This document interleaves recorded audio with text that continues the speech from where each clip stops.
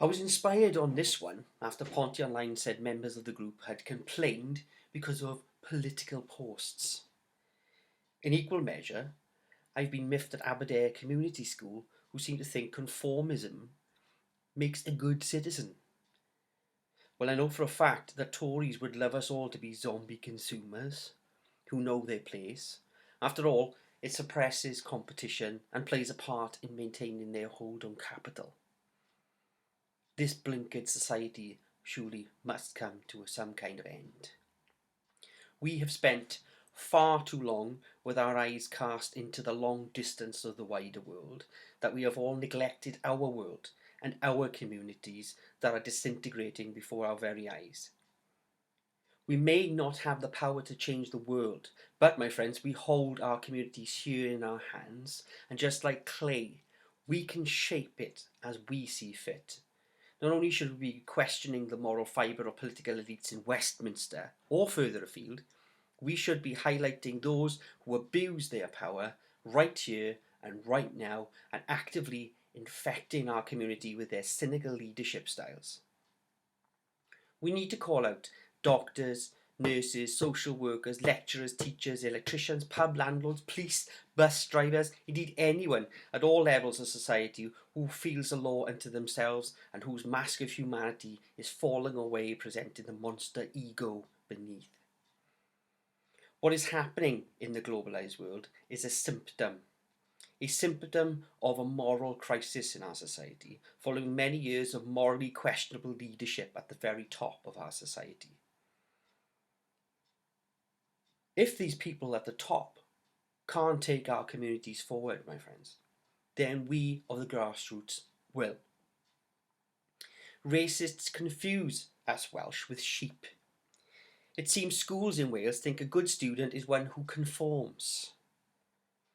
Once upon a time, Welsh-speaking students would be punished with what would become known as the Welsh Not. Punished for talking in their own ancient language. Schools today seem to suggest a good parent is one who is placid and accepts the status quo for what it is. Well, I'm going to offer a very different narrative. It was not, my friends, sheep who fought for education here in Wales. It was not conformity that gave birth to the Welsh Government.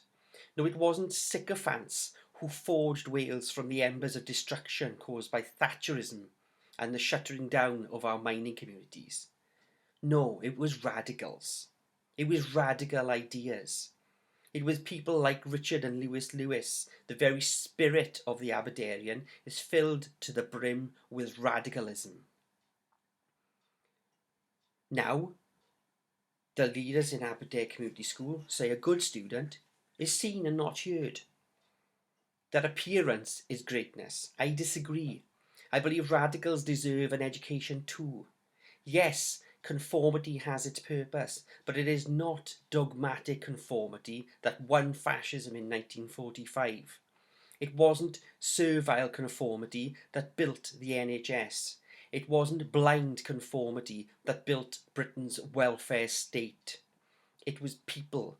People believing we can be better and thinking outside of the box, just like the entrepreneurs setting up Welsh businesses every day here in Wales. Like Neil Armstrong, it takes bravery to strap yourself into a rocket and launch yourself into the unknown. I don't disagree with uniform, as it does play a role forging an identity, but I disagree wholeheartedly with the use of it, or use of power to suppress. I disagree that it is an ideal body shape. I disagree with power for its own sake. I believe in democracy. I believe in liberalism, and I believe in freedom.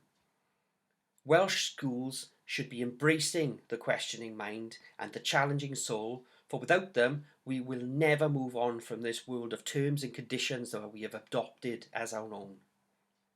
A world where outward appearance is more important than education. A world of barriers, division and limitations. Do socks indicate intellect? Does the sight of ankles really distract others from learning? If you ask me, They are just draconian measures that only really limit a child's ability to express themselves and develop their own emotional intelligence.